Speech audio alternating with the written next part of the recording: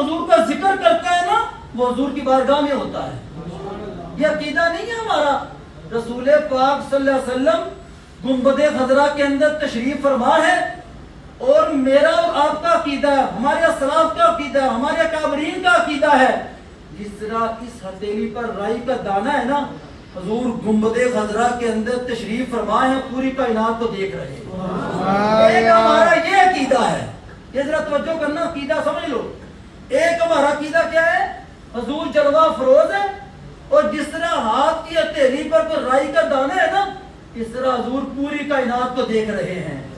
اور پھر اس کے بعد اگلا عقیدہ کیا ہے, حضور وہاں پر مجبور ہو کے نہیں بیٹھے, جب چاہیں جس وقت چاہیں جہاں چاہیں تشریف لے جائیں. اور خدا کے بندو, جب تم حضور کا ذکر کرتے ہو نا, تم حضور کے غلام حضور کی بارگاہ میں ہوتے ہو, کیونکہ حضور دیکھ رہے ہیں رائی کے دانے کی طرح. پھر حضور کی بارگاہ میں بیٹھ کے جھوٹ بولتے ہو, حضور کی بارگاہ میں بیٹھ کے شوق بازی کرتے ہو, دین کا مذاق اڑاتے ہو. تو اس دور کے اندر مساجد کے اندر, محافل کے اندر, جلوسوں کے اندر دین کا مذاق اڑائے گا وہ خود ہی مذاق بن جائے گا. ہمارے اسلاف نے, ہمارے بزرگوں نے, ہمارے بڑوں نے, حضرت ابو بکر صدیق سے لے کر آج تک جو ہمارے اکابرین ہیں, انہوں نے اسلام کی عزت کے لیے اپنی جانوں کے نذرانے پیش کیے ہیں, اپنا وقت دیا ہے, اپنا مال خرچ کیا ہے. وہ ابو بکر عرب کے بہت بڑے تاجر کا بیٹا تھا, جس نے سب کچھ محمد مصطفیٰ صلی اللہ علیہ وسلم قدموں پہ قربان کر دیا. وہ فاروق اعظم جس کا بڑا دبدبا تھا, سب کچھ رسول پاک کے قدموں پہ قربان کر دیا. عثمان غنی کو غنی کہا جاتا ہے, ان کے پاس جتنا مال تھا ابو بکر رسول پاک کے قدموں پہ قربان کر دیا. تمہیں پتہ ہے مسجد نبوی کی توسیع کے اندر بھی عثمان غنی کا ہاتھ ہے, اور جنت البقیع والی جگہ بھی عثمان غنی نے خرید کے وقف کی ان کی. پھر مولا علی شیر خدا علی المرتضی رضی اللہ تعالیٰ عنہ, جنہوں نے شجاعتوں کا مظاہرے کیے, جنہوں نے اپنی جانوں کے نذرانے پیش کیے, کربلا کے اندر خاندان نبوت لٹ گیا. خدا کے بندو, وہ ساری کی ساری محنت پہ تم پانی پھرنا چاہتے ہو, ایسا نہیں ہوگا. ان ہستیوں نے اپنی زندگیاں اچھی گزار کے چلے گئے ہیں.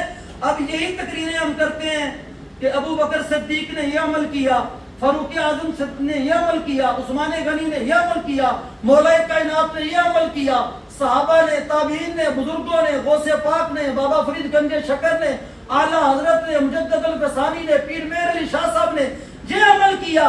یہ وہ تو گزر گئے, تہ مزار چلے گئے. اب بتاؤ تو ہم نے کیا کیا ہے؟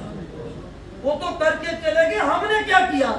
جس دور میں حد سے آدم پاکستان مولانا سردار احمد رحمۃ اللہ تعالیٰ, جس دور کے اندر غزالی زمان احمد سید کاظمی رحمۃ اللہ تعالیٰ, جس دور کے اندر پیر مہر علی شاہ صاحب رحمۃ اللہ تعالیٰ, جس دور کے اندر داتا گنج بخشری اجمیری رحمۃ اللہ تعالیٰ, ان لوگوں نے دین کا کام کیا تھا. سوشل میڈیا کا دور نہیں تھا, یہ ذرائع نہیں تھے, لوگوں تک پیغام پہنچانا بڑا مشکل تھا.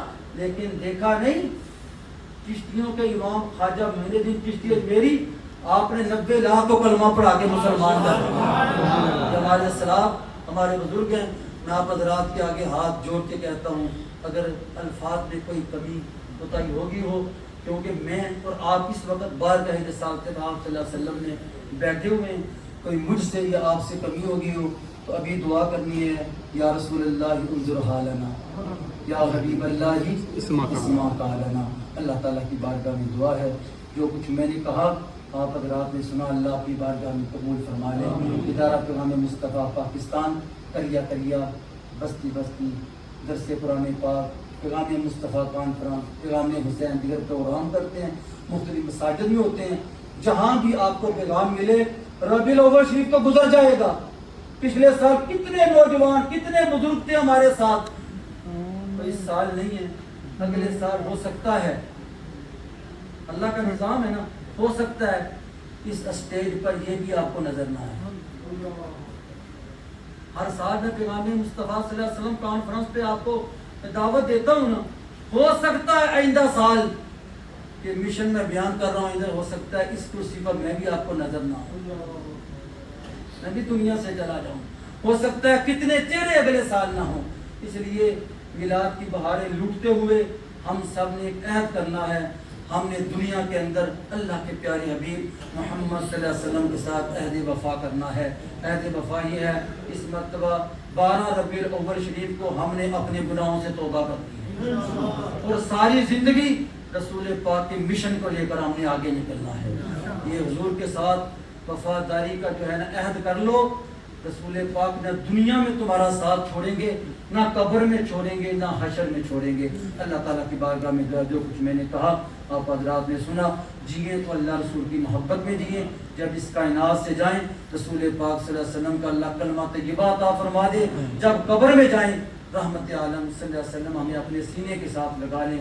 جب حشر کو اٹھیں رحمت عالم صلی اللہ علیہ وسلم اپنے جھنڈے تلے ہمیں سایہ بھی عطا فرما دیں اور اپنے دست مبارک سے ہم گناہ گاروں کو آب کوثر کے جام بھی پلا دیں. وآخر دعوانا ان الحمدللہ رب العالمین. حضور علیہ السلام